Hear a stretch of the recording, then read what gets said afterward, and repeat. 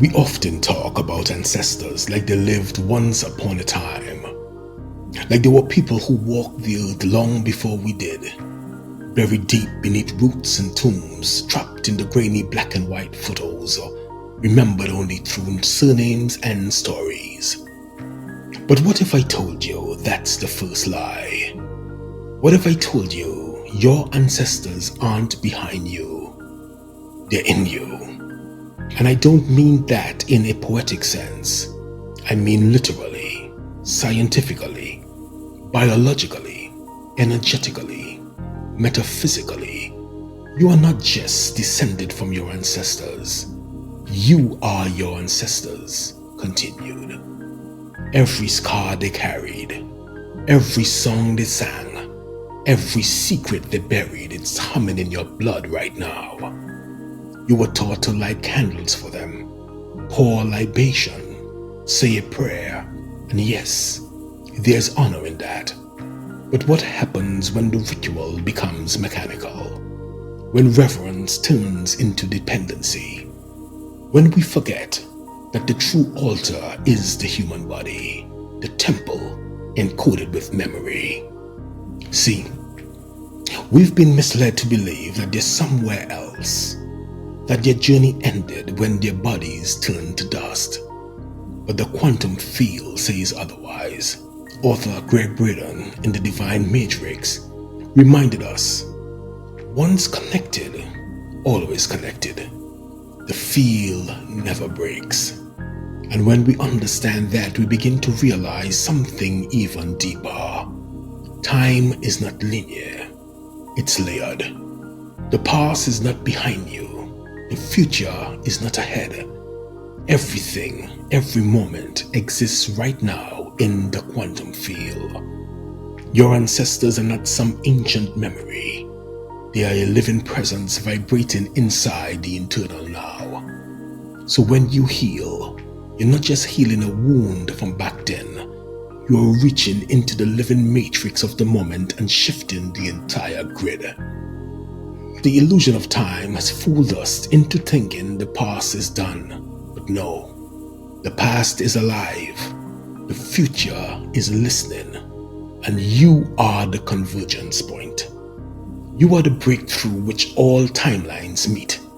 You are the medicine the past has been waiting for, and the prayer the future has already spoken. Now let's get surgical for a moment. Let's talk about memory. Science would tell you memory lives in the brain, but we know better.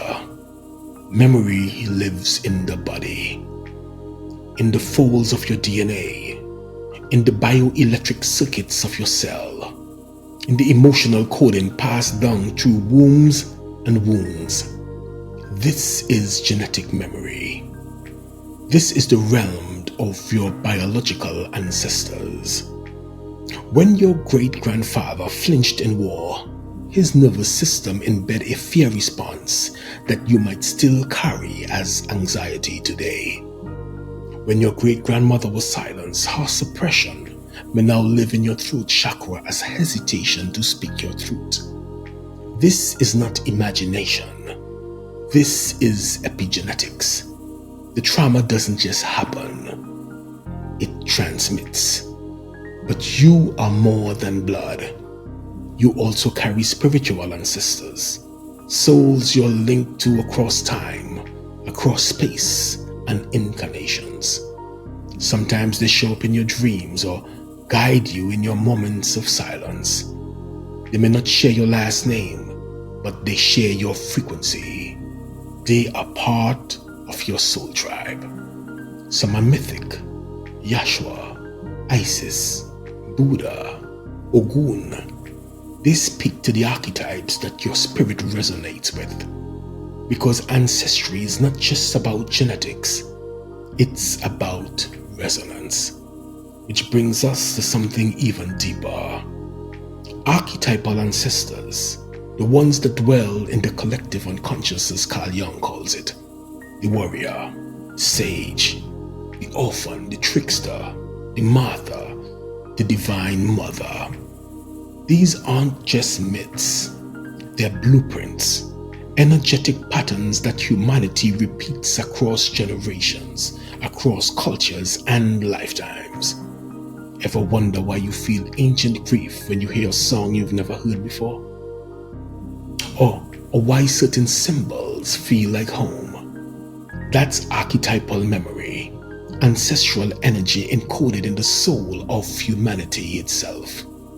So whether we're talking DNA, soul lineage, or universal archetypes, your ancestors are not out there or back then. They are alive in your thoughts, your triggers, your dreams, your gifts. And that brings us to this truth. It's not enough to revere your ancestors. You must also redeem them. Because not all ancestors were healed. Some died in ignorance. Some inflicted harm. Some were harmed so deeply they never found peace. And if you carry them, which you do, then you carry their shadow as well. But that doesn't make you curse. That makes you chosen. Chosen to be the reset point, the pattern breaker, the one who walks into the darkness and says, "This ends with me." Now listen closely. If you feel like you're being drained by your ancestral ties, it's not because they're stealing your power. It's because you haven't sealed your own leaks. You're not a victim of your lineage. You're its liberator. Sovereignty means you get to choose which ancestral contracts you continue and which ones dissolve. And here's the secret paradox. When you heal you heal them. Your joy liberates the oppressed matriarchs in your line. Your boldness redeems the cowards. Your forgiveness softens the unrepentant because they live in you. Your evolution becomes their ascension. So what do we do with all this? Here's your 5-point directive. 1. Recognize you are the living ancestor. Stop looking backward for wisdom. Look inward. You are not the end of the line. You are the line awakening. 2. Purify the line through embodiment. Healing isn't in the candles or prayers alone. It's in how you live. Let your life be the offering. Let your actions become ceremony.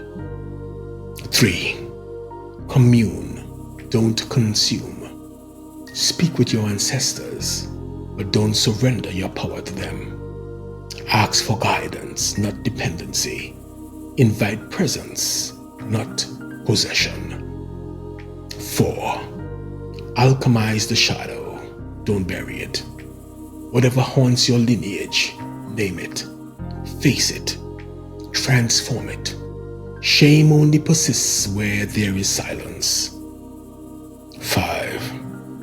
Choose the legacy you leave. What do you want future generations to inherit? Fear or freedom? Trauma or truth? Create a pattern worthy of continuation. You are the dream of your ancestors made flesh, but you are also their unfinished business. And because time is one, their cries and your choices echo in the same breath. Their karma and their crown, their prayer and their proof. And now the torch is in your hands. Will you carry it with reverence? Will you burn away what no longer serves? Will you shine so brightly that even the forgotten ones across timelines find their way home?